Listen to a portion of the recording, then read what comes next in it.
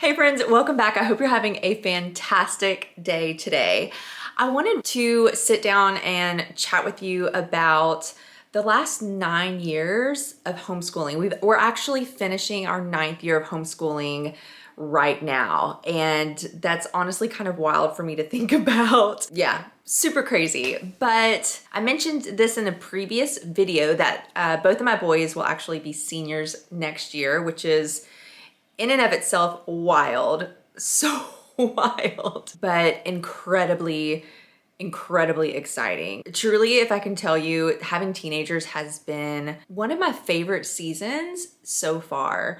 I mean, I can honestly say that I feel like we have thoroughly enjoyed and appreciated every season with our kids so far, from infant to where we are now. But having teenagers, it's one of those things that has kind of a stereotype around it. You know, you hear so many horror stories about parenting teens, and you hear from parents that are so frustrated with their teens, and that just has not been our case. We have so enjoyed having our kids be in their teen years. And not only that, but we are so excited to see what this last year of homeschool is going to bring for them, or last year of high school really, and then what they plan to do beyond that. So super stoked for that. But in reflecting, because you know, that's kind of a normal thing that you do when you're coming to the end of a season, right? I thought, you know what? I think it would be great to just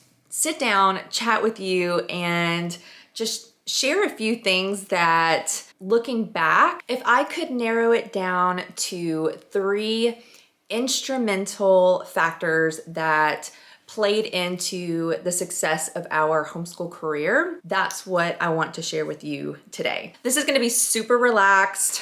I really don't have any notes other than my points that I came up with in my reflecting on the last few years.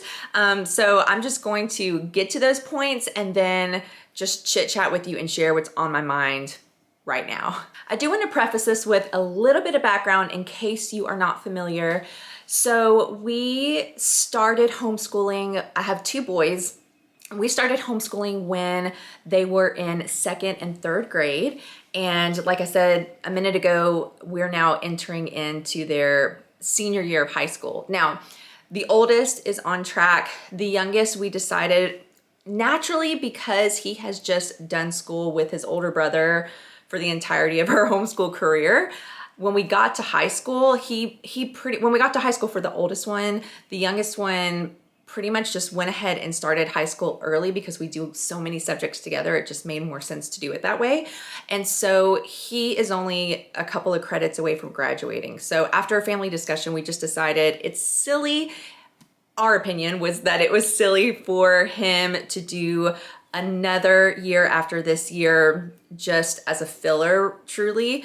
So we decided together that he will be entering into his senior year with his brother next year. But going back to, we started homeschooling in 2nd and 3rd grade, and I was very nervous about it. Incredibly nervous.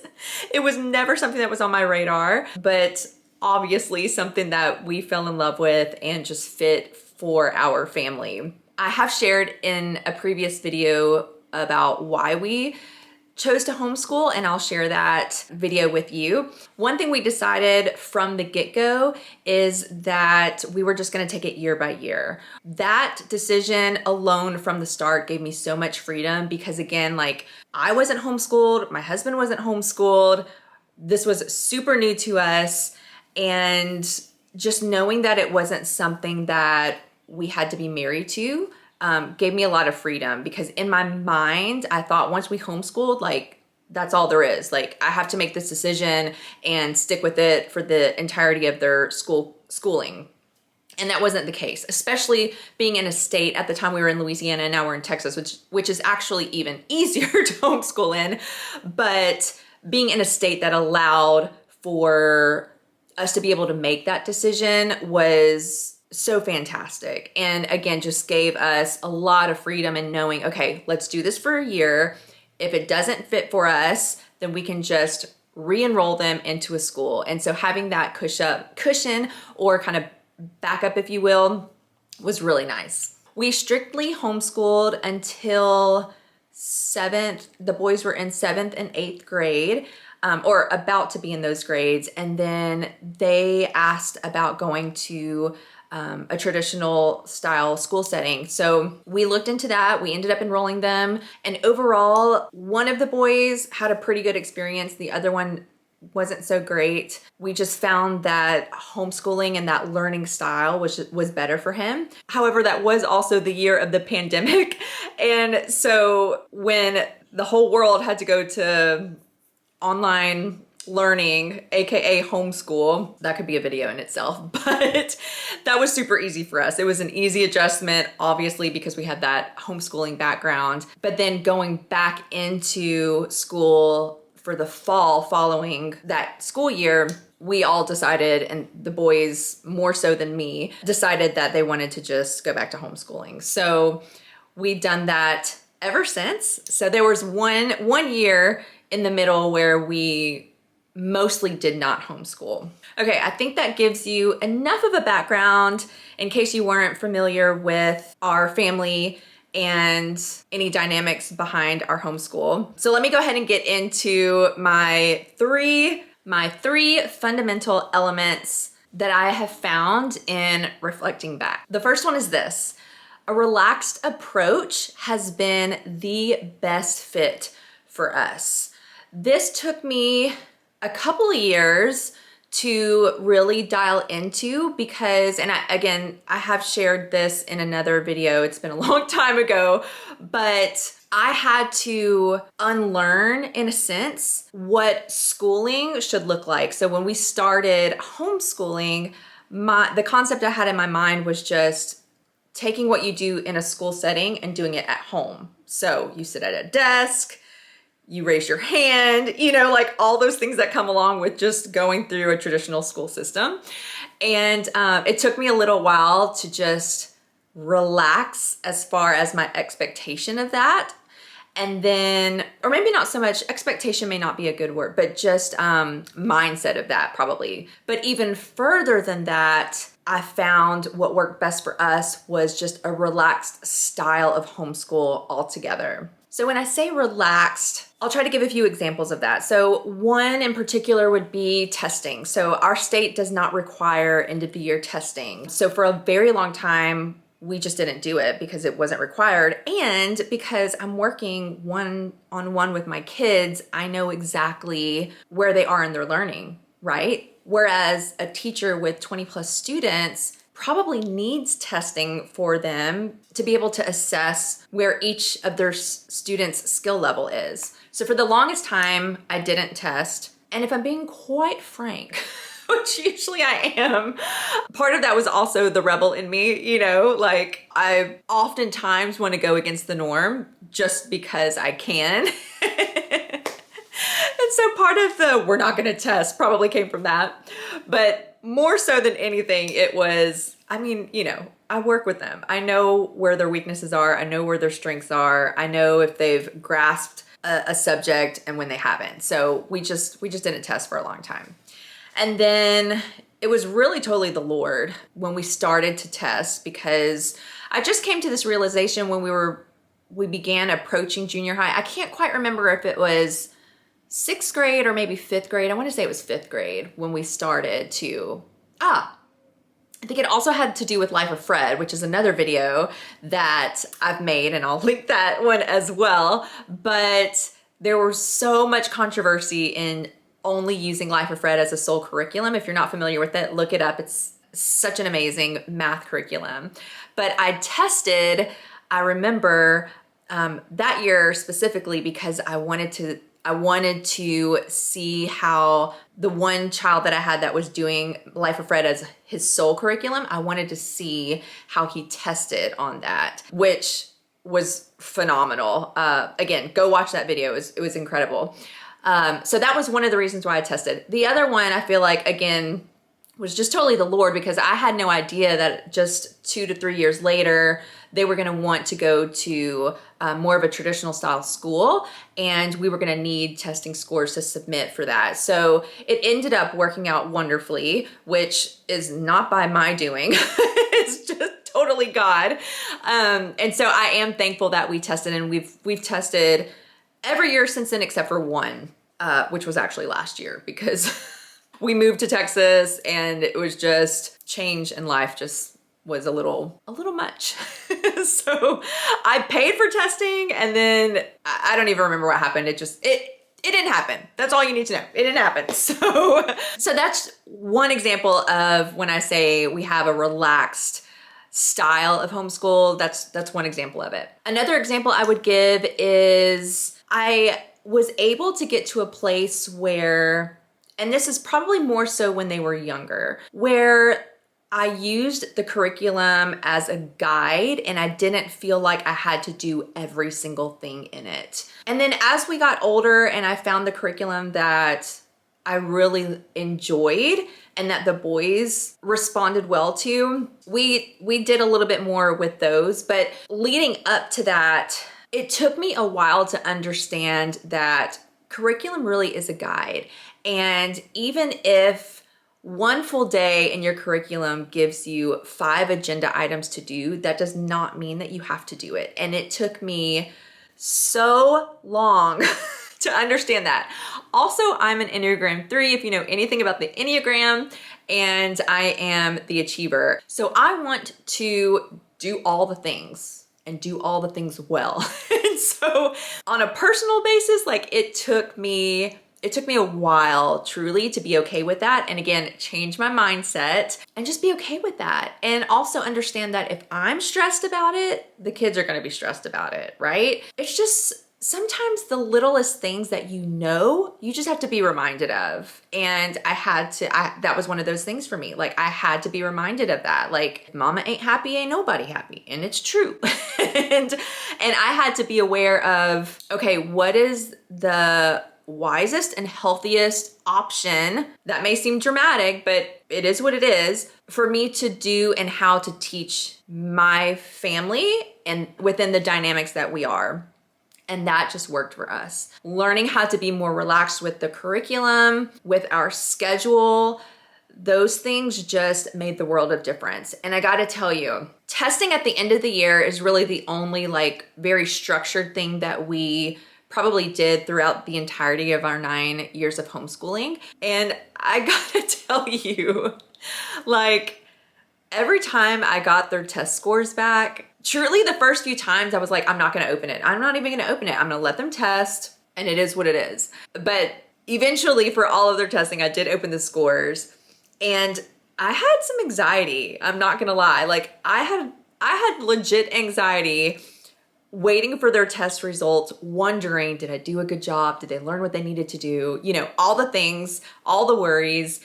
And then realizing that, oh my goodness, like they're just fine. Almost every time they tested at or above grade level in every subject. And then the couple of subjects that maybe we had some trouble with, so what?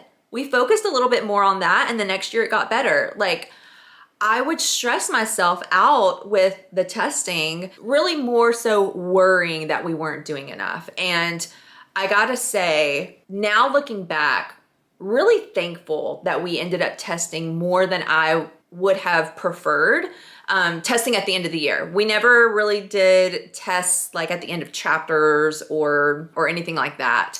The only testing that we really did was the test at the end of the year. I'm almost kind of thankful, truly, now reflecting back, because it did give me a lot of confirmation that what we chose to do as a family was just fine. You know, the times where life happened and I just called it and said, you know what, we're just not going to school today. I'm tired, I'm stressed, we have appointments today, whatever the reason is, and I worried so much that maybe we did too many of those days, it was just fine.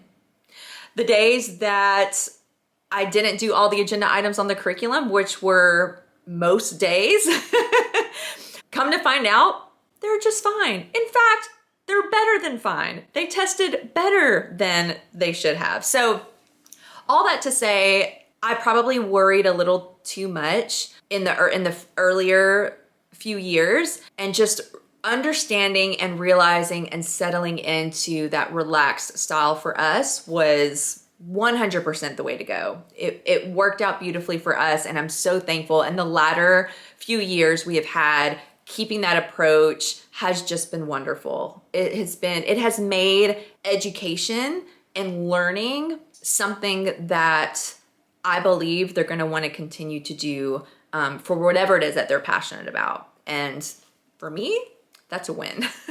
Okay, the second reflection that I want to share with you is group time was key in molding their character. If all we did in homeschool was group time, I think that I would have been okay. Okay, probably not, but I just want to emphasize how key and how important our group time together was. So for us, group time always consisted of world news and topics, Bible time, character development, and just life skills. Now, as they were younger, we did several subjects together. Also, that was part of our group time. And then as they got older, they did like math on their own, language arts on their own. But really what's fresh on my mind are the latter years. Like once they became teenagers, group time looked more like those four elements that I mentioned first. Specifically in the last few years, I would just use nonfiction books of my choosing that we would read together and discuss together. And I cannot begin to tell you how incredible those conversations have been. We have been able to share some very personal and beautiful things together. We've learned from one another. I make sure that as an adult and their mom that I have opened up and shared stories with them from my past experiences, even my current ones. Very recently, I had one of my closest friends pass away, and we talked about grief. We talked about things that I learned through that experience, what they saw me walk through. And we're like that in our home. We are very transparent and open with our boys as far as talking about life and being able to use things we've gone through and sometimes things that we're currently going through to help teach and show them how to navigate through situations like that. It has been such a beautiful gift for me to have had those moments with them and those memories and those conversations. I gotta tell you too, ultimately I ended up using just books that I've read, mostly books that I've read. Most recently, we used one that I hadn't read. We read together, but a friend of mine wrote. But I just went to nonfiction books that I've read because I had such a difficult time finding life skill type books for teenagers, specifically homeschool. Originally, I was looking for curriculum that touched that topic. Couldn't find anything. Then I was like, well, maybe I can just find a book. Found a couple. I even tried like a teen boy devotional, and it just, you guys, there's just not a lot out there on the market. If it is, I couldn't find it. So I just used adult nonfiction, self-help, self-improvement type things. And those were fantastic. They did the job for me. They provided incredible conversations for us. I originally planned to also utilize those books for writing essays, but honestly, when we started it, we got into the conversations and I just felt like implementing a writing, because the boys don't like to write. I don't mind it, but the boys don't like to write. And I really had the thought that if I required them to write about it, it might take away from the opportunity of us having that conversation, and then that might affect the conversation. And for me, the open conversations that we were having were way more important than having them write an essay. So that was my original plan, but knock that one out. So, so we just had incredible conversations. Sometimes they would last for just 10 minutes, other times 30, 45 minutes, and so impactful. So if you have teens and maybe you guys don't have a solid relationship as far as conversation goes, I would highly recommend that you consider taking the last like self-help or self-development book that you've read and you guys read it together. Sometimes I had the boys read it, especially the ones that I had already read. I would have them read a chapter as part of their independent work, and then the next day we would discuss the chapter together. And that seemed to work pretty good. Sometimes I would read it out loud, even now at 15 and 17 years old, I would read out loud to them. And that was also good. So both worked, but all that to say, if that's not something that you've tried or considered, I would highly recommend that you try it out because like I said, I mean, the conversations and the opportunity to mold and develop character through those conversations have been the most beautiful thing that I've experienced in our homeschool career, hands down. Okay, and the third and final factor that I want to share with you is curriculum choice just was not as important as plain old consistency. Those first few years, who am I kidding? Almost every year. But truly, the first few years, I cannot remember that there were very few curriculums that we used 2 years in a row. I mean, I was like, once I knew, okay, homeschooling is for us, I loved going to homeschool conventions, and I was like a kid in a candy store at those and just wanted all the things. Now, our first year of homeschooling, we did a boxed curriculum because again, I had no idea what I was doing, and I really liked how they were learning at the school that they were at before we pulled them. So I went with Sunlight because it was very literature based and very similar to what they were already doing. And honestly loved Sunlight, like really loved it. We did go back and use Sunlight for a few years after that, not the full curriculum, but their language arts. It was a lot of writing though. And like I said earlier, the boys just really are not fans of writing. I don't know many boys that are. And so for that reason alone, we started to steer away from Sunlight, from their language arts. But I did often use the readers and ultimately just kind of created my own reading list for them based off of their reading recommendations. So I love Sunlight. We never used My Father's World, but I saw them at conventions and there were a few times where I almost made the switch and I was like, oh, I don't know which one, because we are very heart-driven to missions, and My Father's World just looked like, again, I never used it, but it looked like it was very mission-minded. And so I did love that factor about it. But I had a little connection to Sunlight after that first year. So I really loved Sunlight. But all that to say, we were very eclectic. Like, I remember the first time I came across that term in the homeschool community and I was like, that's me. I'm eclectic. Don't tell me that I have to use all of one curriculum because I will show you I can use others. Oh my goodness, I'm such a rebel at heart. So yeah, so we bounced curriculum a lot. That was also one of those things that I worried about, am I changing too much? All the things that come along with that. And the truth is, ultimately, it came down to just consistency. I never switched curriculum in the middle of a school year. So although we may have used different curriculum year by year, we never switched in the middle of a year. And I think that was pretty key also in not confusing their learning, like disrupting it in any way in the middle of it. As they got older, I did let the boys have a pretty large say in their curriculum because we had tried so many different styles in different subjects. They were more aware of what they liked. And my goal is for them to enjoy learning, right? Like I get they're kids, right? They all together probably are not fans of school right now, like schoolwork.